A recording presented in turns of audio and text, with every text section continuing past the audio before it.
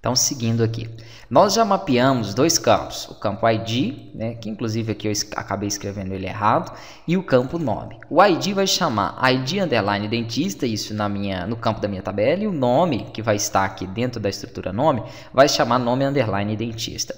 Por que é interessante você colocar esse prefixo da sua tabela? Porque quando eu tiver um relacionamento, vamos supor, por exemplo, em consulta, né, a consulta vai ter que estar definida qual dentista está relacionado a ela e qual paciente está relacionado. Se eu deixo apenas o nome do campo como ID, eu teria ali um ID que seria o ID da consulta, um outro ID que seria o ID do dentista e um outro ID que seria o ID do paciente. Seriam 3 ID e eu não teria uma definição exata ou correta, né, de qual é o ID do dentista, qual é o ID do paciente e assim por diante. Então, a questão de organização, você deixar esse complemento, ok? Vamos aqui para o que interessa. Inicialmente, essas tabelas, elas terão, como eu não estou querendo entrar tanto na estruturação do sistema em si, porque eu falei que no próximo módulo nós vamos fazer o sistema focado na clínica dentária, né? Aqui, então, eu vou estar estruturando os campos. É claro, eu não tenho interesse em fazer isso, eu queria fazer um sistema de gerenciamento dos meus produtos, meu controle de estoque, etc.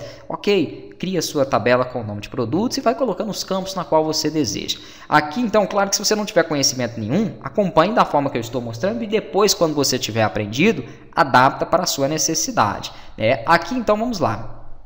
Vamos colocar aqui o campo e-mail, beleza. E aqui é claro que vai ser d.e-mail, lembrando que esse campo aqui, que é o primeiro que vem do meu modelo de dados, ele é a entidade, ok? Que poderia também, alguns chamam de domínio. Então, aqui a entidade poderia ser o meu domínio. Então, dá também. Isso aí depende da estrutura na qual foi desenvolvida o seu projeto. Então, o campo que vai estar na minha entidade ou no meu domínio vai ser e-mail. E ele vai gerar uma coluna com o nome e-mail dentista. O que mais que eu acho necessário aqui, né? Claro que eu preciso também ter um contato dele. Então, vamos colocar aqui também uma estrutura para o telefone, ok? Eu preciso aqui ter vamos supor aqui um número celular. Vamos colocar aqui, ó, celular. E aqui então passa a se chamar celular dentista. É bom que depois nós vamos trabalhar com máscara. Também estou tendo bastante dúvida relacionada a isso, os pedidos. Então a gente cria aí de forma que eu explico um jeito de você criar as máscaras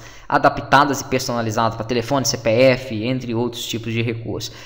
Aí aqui, beleza, nós vamos fazer o seguinte, vamos criar também o CRO, que vai ser o número de identificação dele, que é o que basicamente está faltando aqui. Como é sigla, aí eu coloco os 3 maiúsculos aqui, ok? Geralmente quando é uma palavra eu só gosto de colocar para o nome dos objetos, o nome do campo, a primeira letra. Isso é uma estruturação que eu prefiro fazer assim, não estou falando que tem que ser dessa forma.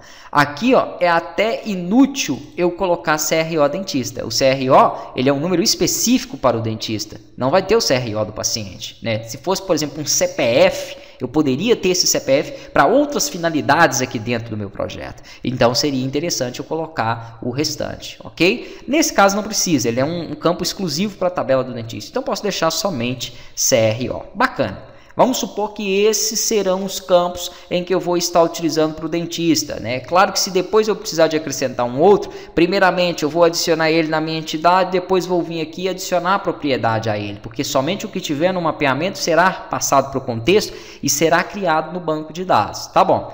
Beleza, nós não temos a entidade dentista, vamos criar. Só que aqui dentro eu não gosto de criar as classes sozinha, ok? Por quê? Porque se depois eu precisar de colocar alguns arquivos de configuração, ou aqui dentro se eu precisar de colocar, por exemplo, uma referência, não tem como. Então eu preciso primeiro criar um projeto. Botão direito em entidades, novo projeto. Como eu vou utilizar a classe, não tem necessidade de eu colocar o Windows Form, isso vai pesar. Eu posso simplesmente vir aqui em bibliotecas de classe do Net Framework e selecionar aqui, definir o nome, né? Esta é a biblioteca de classes das nossas entidades, que são os nossos domínios. Então eu vou chamar aqui de entidades. Pronto, pode ser o nome que você preferir, ok? Vou deixar somente como entidades. Maravilha.